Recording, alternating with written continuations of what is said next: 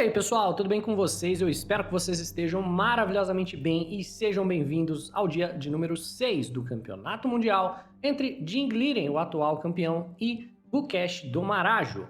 Nessa partida, tá tudo empatado até então, né? Em questão dos placares, 2,5 pontos para cada. O Jing abre com o peão da dama. É a primeira vez que ele joga peão da dama nesse campeonato até então. Então, bora ver o que ele tem preparado. O Gukesh joga cavalo em F6 e ao invés da gente ir para o tradicional do Jing, que seria o C4, E6 e G3, que é a catalã que ele tanto gosta de jogar, ele joga bispo em F4, pedindo para transpor para um sistema London, que também é uma das aberturas que ele mais joga. Temos D5 por parte do Gukesh, peão em E3 por parte do Jing e peão em E6 por parte do Gukesh também, seguindo aqui a teoria tradicional do sistema London, nada de novo sobre o sol. Vem cavalo em F3, peão em C5 tentando questionar o centro e o jogador de brancas apenas apoia o seu peão central com o peão na casa de C3 e bispo em D6 por parte do Gukesh ofertando a troca de bispos. Nesse tipo de posição, tem mérito para você trocar, né, dizendo que esse daqui é o seu bispo mau, porque você tem uma cadeia de peões em casas escuras. Então esse bispo ele tá sempre feliz em ser trocado, e há mérito também em voltar o bispo para a casa de G3. O mérito da troca é que você está trocando uma peça de menor valor posicional, mas você está ajudando o adversário a desenvolver, e o mérito de não trocar é voltar o bispo para a casa de G3, e se em qualquer momento a troca for efetuada, o adversário vai estar ajudando você a ativar a sua torre. Então depois de peão de H tomar o bispo na casa de G3, as pretas perdem parte da segurança de roque, né? O jogador de pretas já não tá mais querendo fazer roque, porque a torre tá mirando aqui o rei do jogador de pretas. Mas o Jing vai para uma linha que ele prepara, que é o bispo cheque. Essa também é uma linha legal, e o objetivo do lance bispo cheque é forçar o jogador de pretas a aceitar peões dobrados que podem ser explorados pelas brancas aqui. Você pode estar se perguntando, como assim aceitar peões dobrados, né? Ele deu um cheque que pode muito facilmente ser bloqueado, de bispo, por exemplo. Isso não é muito desejável porque, ao invés de pegar o bispo de casas claras, o jogador de brancas capturaria o bispo de casas escuras. E após a troca, as brancas ganham um peão. O peão de C está caindo, você pode tanto tomar de peão como tomar de bispo. Então, a única maneira correta de você bloquear o cheque é com o cavalo em C3, e agora o Jing pode tomar o cavalo para dobrar peões. Ele argumenta que esse peão de C6 ele é uma debilidade de longo prazo. Então nós temos bispo por, dama por e dama em A4 para ficar de olho no peão da casa de C6. Nessa posição, existe mais de um lance que o jogador de pretas pode jogar, é claro. Pode fazer o roque, pode jogar peão, toma peão para se livrar do peão dobrado, ao ponto que o jogador de brancas vai tomar com o peão de C na direção do centro também, visando abrir a coluna C para poder ameaçar esse peão com mais facilidade. Mas o Gukesh segue apenas fazendo o roque, e agora nós temos uma ideia relativamente nova, jogada pelo Jing, né? Que é a ideia do dama em A3. O Jing mesmo já jogou partidas nessa exata posição contra o Magnus Carlsen, na qual ele simplesmente fez o roque, mas a gente tem dama em A3. E essa daqui é uma posição conhecida, já foi jogado pelo Levon Aronian algumas vezes, e a ideia basicamente é você estar ameaçando ganhar o peão de C.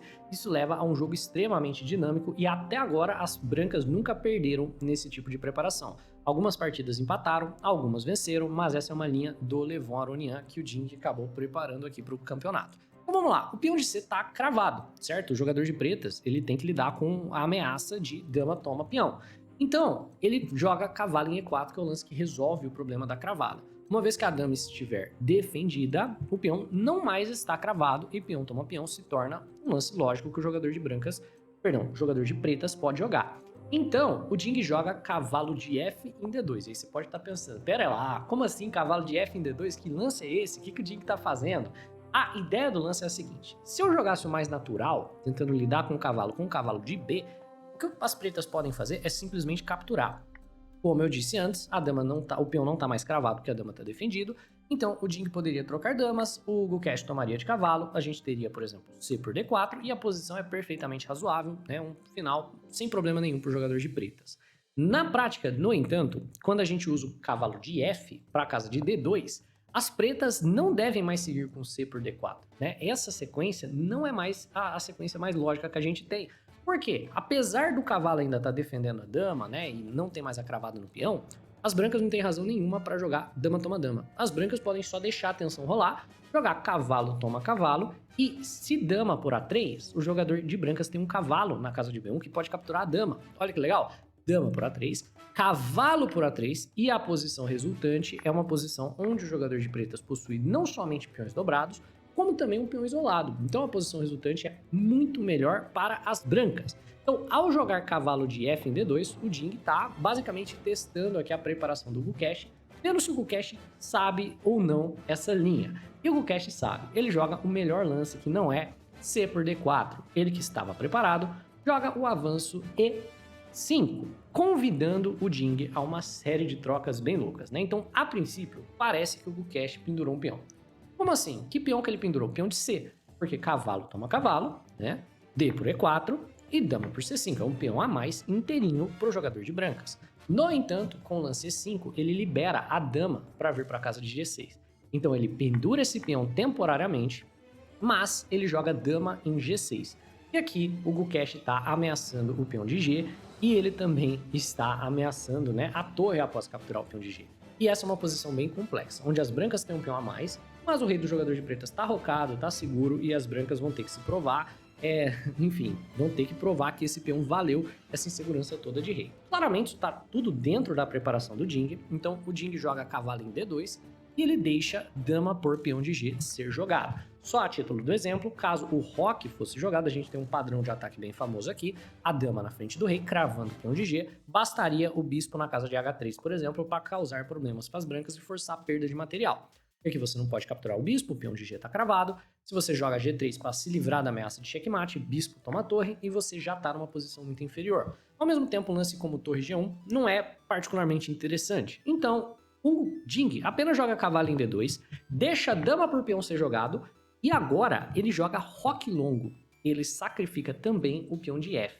E a gente tem essa posição, né, que é uma posição muito, muito complicada de roque em alas opostas, né? Não é o tipo de jogo que você espera que vá terminar no empate, né? É o tipo de jogo que você espera que vá ter uma resolução bem sangrenta, onde os peões de G e F, que normalmente são peões que você tem nessa posição, não estão mais lá e, por consequência, um ataque ao rei do jogador de pretas pode vir muito, muito cedo.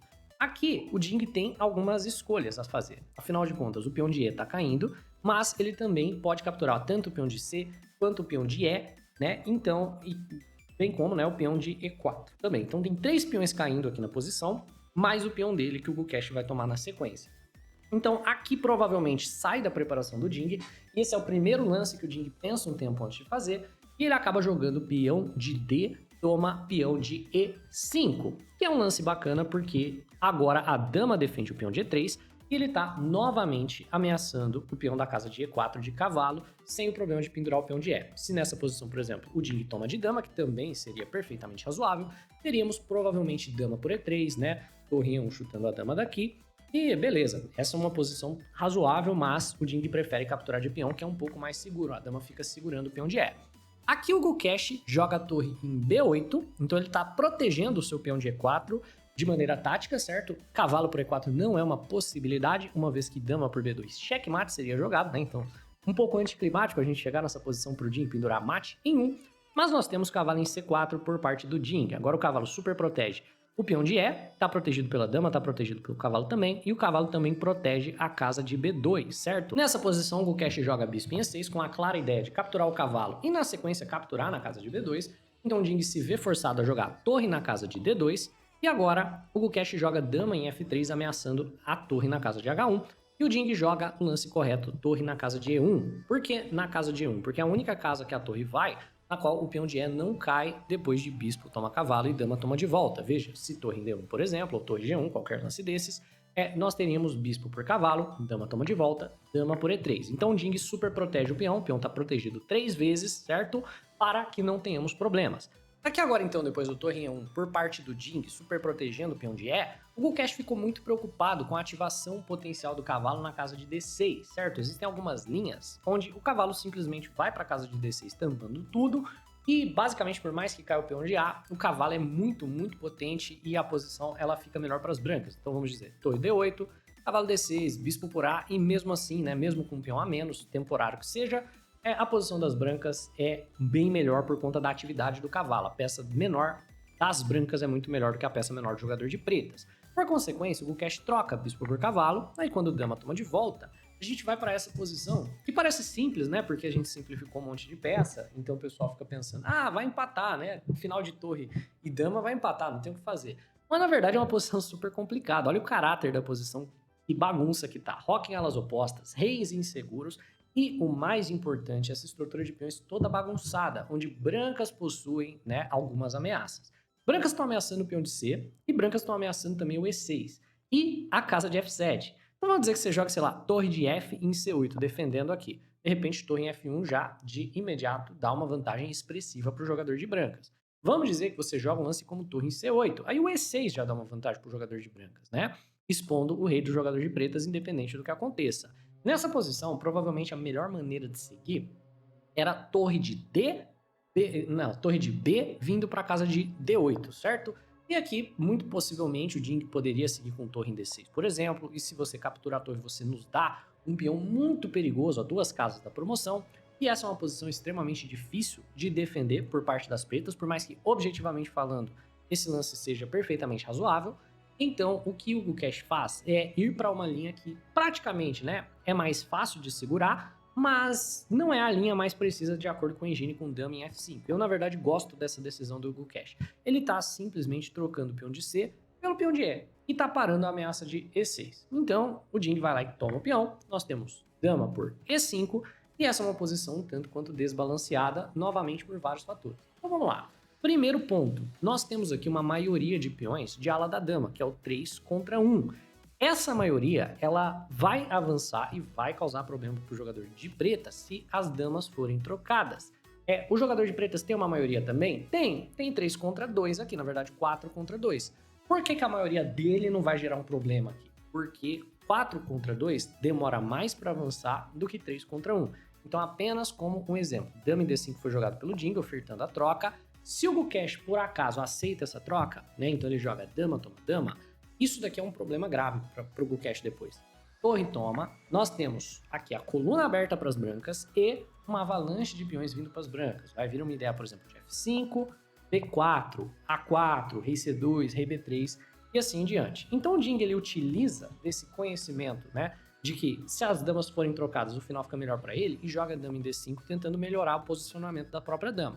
Temos dama em E7 por parte do Gukesh e aqui novamente nós temos uma posição bem crítica, bem complicada, onde talvez uma das melhores chances do Ding ganhar é jogar, por exemplo, para a torre D4, tentando ameaçar o peão de E4. E nessa posição, por exemplo, se o jogador de pretas defende de maneira incorreta, vamos dizer que ele defenda com o peão de F, que é um erro porque enfraquece F7, torre em F1 e a ameaça seria o torre em F4, por exemplo. E uma defesa como torre de B em D8 ameaçando a dama não funciona. Na verdade, perde um peão diretamente para ameaça de torre por F7, certo? E aí, se dama por F7, dama toma torre. Se você tomar de volta, né? Aí você vai ter que entregar a dama. Se você tomar, torre toma, dama em F8, dama por torre, rei por... E essa é uma posição ganha para as brancas, porque é um final com um simples peão a mais, né? Então aqui depois do C4, B4, o jogador de pretas não teria chance nenhuma de parar esses 3 peões aqui contra 1 por parte das brancas na ala da dama. Na prática, no entanto, o que o Ding faz é ele percebe que ele tem a vantagem se as damas saírem no tabuleiro. Então, em vez de torre D4, ele joga dama D6, ofertando a troca. Beleza. O Gukesh quer manter damas no tabuleiro, então dama G5. O Ding vai lá e oferta a troca de novo. Dama D5, dama E7, dama D6, dama G5, e é isso. Vamos empatar. Lance 26... Ding Liren, né, que possui, na verdade, uma vantagem posicional, tem controle da coluna aberta, tem maioria de ala da dama, quer forçar o empate no lance 26. Dama D5. Se o Gukesh jogar dama em E7, a partida empata, tripla repetição, não tem o que fazer, até que o Gukesh joga dama em H4. E esse lance, na verdade, tá bem incorreto. Por quê? Dama em H4 tá batendo na torre de E? Tá batendo na torre de E. Mas depois de torre D1, por parte do Ding, não tem ameaça nenhuma. O Ding possui aqui o seu canhão de Alekhine na coluna aberta e ele possui uma maioria de peões da ala da dama. Então, na tentativa de não empatar, o Gukesh se coloca numa posição agora onde ele talvez tenha que brigar com unhas e dentes só para não perder. Esse dama em H4 foi uma decisão muito duvidosa, que provavelmente veio, né, naquela ideia de eu vou fazer ele pensar que ele que tem que brigar pelo empate até mesmo quando ele tá de brancas. Possivelmente foi uma decisão psicológica, certo? Acaba não dando muito certo pro Gukesh, porque agora a posição é bem melhor para o Ding, né? O Gukesh joga G6 e aqui o Ding joga dama em E5, né? O G6 por parte do Gukesh veio porque gerou um respiro pro rei e gerou uma ameaça de torre em D8, que não é bem uma ameaça, poderia muito bem ser permitido. Rei C2, vamos dizer que torre em D8, o Jing poderia muito bem ir para essa ideia de, por exemplo, né, trocar a dama nas duas torres e a posição ainda seria perfeitamente aceitável para as brancas aqui. No entanto, né, o Jing ele vai para a ideia de dama em E5, saindo do torre D8 do adversário e defendendo também, super protegendo o peão de H. Nós temos torre em E8 por parte das pretas ameaçando a dama e dama G3 por parte do Jing ofertando outra troca de damas, já que se as damas forem trocadas aqui, muito provavelmente o final favorece as brancas. Então, dama em H5 por parte do Gukesh e dama em F4 por parte do Jing, que é bem importante esse dama em F4, para parar uma perspectiva do F5 F4 das pretas. Por exemplo, se nessa posição as brancas começam logo uma avalanche de peões, então jogam, por exemplo, B4, né? Existe a possibilidade do F5, né? E, por exemplo, se A4, F4 por parte do jogador de pretas, tentando complicar as coisas, uma vez que, por exemplo, esse peão de E pode se tornar um problema. Isso, na verdade, foi a... Enfim, não vou dar muitos spoilers, mas foi um ponto de contra-jogo importante para as pretas no que foi jogado de fato. Mas o dama em F4 por parte do Jing é bem preciso, né? E nessa posição, o Gukesh joga dama em A5, ameaçando o peão de A, o Jing joga peão em A3 e o Gukesh joga dama em B5, tentando entrar na casa de E2, no caso de torre D4, tentando ganhar o peão, que é o lance natural para o Jing jogar. Nessa posição aqui tá muito complicado para o Gukesh, independente do que se faça, né? O Gukesh ele poderia, por exemplo, tentar abandonar o peão de E para forçar o empate com torre C8. E até funciona, né? Se você, por um acaso, toma o peão, aí tem torre por C3, o jogador de pretas consegue empatar aqui com cheques perpétuos. Por exemplo, você defende dama, dama cheque, você defende dama, dama cheque, né? Você defende torre, dama cheque, você defende torre, dama cheque e por aí vai, né? Essa dama vai dando cheques infinitos e você vai se defendendo com a dama e as duas torres. Dependendo da posição, se você se defender errado, tipo aqui, você tem que se defender com a torre de D. Se você se defender, sei lá, tirando o rei, você ainda leva um espeto e perde a dama. Se você se defender com torre de C, por exemplo, você ainda leva a torre C8 e você vai perder nessa partida. A sua única opção é caminhar para a coluna B e tem torre B8 ganhando a dama no espeto, tá? O Gukesh ele tinha algumas alternativas como esse tipo de lance, torre C8 e tal, mas não segura, né? Não é forçado a tomar, você pode jogar rei D1, aí você tem torre B8 ameaçando dama por C3, rei A1 e você sai de todas as ameaças. Então o Gukesh ele percebe que nessa posição, né, o peão de D provavelmente vai ser um alvo forte depois do torre D4, certo? Porque se você jogar o F5 aqui, por exemplo, você vai ter problemas com a dama no tabuleiro, porque vai ter torre D7, dama em H6, H4, H5 e ameaças de checkmate. Então, o que o Gukesh faz? Ele posiciona a dama na casa de B5, já esperando torre D4, certo? Para tentar um recurso defensivo dama em E2. E esse recurso defensivo é excelente por parte do Gukesh. O Jing simplesmente chuta a dama, então aqui ó, o Gukesh ele tá sacrificando o peão, vale a pena falar. Mas não é um sacrifício, é uma troca, ele tá trocando o peão de E pelo peão de H. Se você toma, por exemplo, né, ele pode capturar, depois de dama toma, cai o peão de H, e a partida, ela, enfim, dá uma aliviada para as pretas, que agora tem um peão de H passado, né, o jogador de pretas ele não tem toda aquela atenção para se preocupar mais, né, a maioria de peões do jogador de brancas não significa muito quando preta já tem dois peões passados e conectados por aqui. Então, quando o Gukesh joga dama em E2, o Jing apenas chuta a dama e o Gukesh encontra um recurso maravilhoso, dama em F3, ofertando uma troca de damas. Mas espera aí, quando trocam as damas, não é o jogador de brancas que fica melhor por conta da maioria de peões de ala da dama? Sim, depende do contexto da troca. Por exemplo, nessa posição, se você captura a dama do Gukesh, ele vai tomar de peão e o peão dele é muito, muito, muito forte. E o seu peão é muito fraco.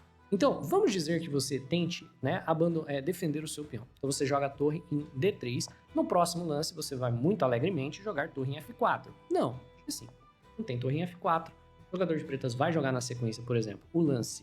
Né? Então vamos dizer, rei D2, ele vai jogar F5, depois ele vai jogar G4, o peão dele vai ficar protegido. E esse final você tem sorte se você empatar ele de brancas, né? Então, na prática, depois do dama em F3, o que a gente deveria ter por parte do Jing é não capturar a dama e também não deixar dama toma dama. Nessa posição, o lance vencedor por parte do Jing seria, por exemplo, ou dama em G3, né? Que aí beleza, a gente troca damas em uma posição onde a estrutura de peões do nosso adversário não consegue mais gerar um peão passado com velocidade. Tipo, nessa posição, dama toma dama, peão de G toma. E o adversário, por exemplo, pode até jogar um F5 da vida, mas ele vai demorar muito para gerar qualquer tipo de problema pra gente por aqui. E as torres na coluna aberta, a maioria de ala da dama, estão prontos para, enfim, né, avançar e gerar um peão passado e o Jing deveria, por exemplo, vencer esse tipo de final, ou ele mantém as damas no tabuleiro com lance como dama em G5. E beleza, as pretas até tem alguns cheques, dama em F1 cheque, em C2, o jogador de pretas até consegue gerar alguns problemas, como por exemplo torre B8, para tentar dama em A1, mas na prática, né, não tem nada. Torre por peão, dama em A1 tentando algo por aqui, torre em B4, né? Na prática, o jogador de pretas não teria nada se o Jing visse essa ideia de dama em G5. Mas o Jing jogou rei em C2 e ele permite a troca de damas. Só que ele permite a troca de damas num contexto onde o Gukesh fica com o peão passado protegido. Então, nesse contexto, por mais que nós tenhamos a maioria de peões de ala da dama, ele já tem um peão passado, né? Então, nós agora temos que ficar amarrados com o nosso material nesse peão. Então, o jogador de brancas tem uma posição difícil pela frente para segurar. Dependendo do que você jogar ainda, o jogador de preto vai jogar G5, né? E se você tomar, ele vai jogar F4 e você ainda vai perder. Vamos dizer que B4, G5. Se você tomou, opa, aqui você já perdeu, né? Ele vai jogar F4, E3, né? 2 peões passados conectados bem próximos da promoção. Vendo esse recurso, G5, o Jing joga H4 e o Gukesh avança o seu peão passado, que talvez não tenha sido a decisão mais inteligente. O Jing coloca uma torre na frente do peão e temos torre em E7 por parte do Gukesh. Aqui, por incrível que pareça, tem um recurso absurdo, né? Que o computador nem vê a princípio, só os computadores mais fortes que vêem um recurso que é rei G7. Né? E a ideia do rei G7 é ir para frente, ir atrás do peão de H. E aqui agora, por exemplo, vamos dizer, você joga B4, ele joga rei H6, né? Aí vamos dizer que nessa posição, você, por exemplo, não percebe o que ele está fazendo. Rei D3, ele joga rei H5. E aí? E aí? Você vai jogar, por exemplo, torre em H2, segurar o peão. Rei G4, ameaçando os peões aqui, ameaçando infiltrar. E esse é um recurso bizarro que o jogador de pretas tem acesso, né? Mas, na partida mesmo, o Gukesh jogou torre em E7 para dobrar torres. A gente teve rei D3 ameaçando o peão. Ele dobra. E o Jing joga H5, que é um sacrifício de peão para piorar a estrutura de peões do jogador de pretas, né? Então tá sacrificando o peão para gerar 3 debilidades. Isso daqui é uma ruptura de cadeia de peões, ó. Ele tem 3 peões defendidinhos, você oferta um de graça, e aí você gera 3 debilidades na posição dele. E aí ele vai atrás de cada um desses peões, com torre D5, ameaçando o peão de F, H4, torre por peão de F, torre D7, cheque, rei C2, rei G7, torre G2. E aqui, cuidado, né? Rei H6 você ainda perde por checkmate em 2, né? Mas não, o Gukesh volta o rei para casa de H8, temos a torre voltando. Rei G7, torre G2, rei H8, torre 2, rei G7, né? E a partida empata. E tava empatada mesmo, né? Mesmo que o Jing não jogasse para repetir, jogasse um torre H5, por exemplo, ainda teríamos rei G6, torre por peão, rei em F5. E nessa posição, por exemplo, o jogador de pretas está jogando para ganhar. Ele tá jogando para infiltrar na casa de F3. E você não tem muito como parar essa ameaça sem repetir lances também. Então vamos dizer que você começa a avançar sua maioria de ala da dama. Rei E4. Que agora, se você joga um C4, né? Rei F3 é muito forte. E aí, se você volta a torre para proteger, você pendura o peão de F. Então você deveria jogar algo como torre em H2, que é um recurso bizarro, né? Porque se ele avança, ele perde, e se ele entra, você tem cheques infinitos com a torre de H. Ele não tem como progredir de maneira nenhuma aqui na posição, ele tem que voltar e a gente repete de qualquer forma. Então a partida estava empatada, né? Eles decidiram empatar, mas estava empatado mesmo. E o recurso que o Jing deixou passar, de novo, é uma posição que era para ele ganhar, mas ele deixa passar, é o dama na casa de G5. É isso, pessoal, né? Eu espero que vocês tenham curtido esse vídeo, espero que vocês tenham achado a partida interessante. Um abraço e até a próxima!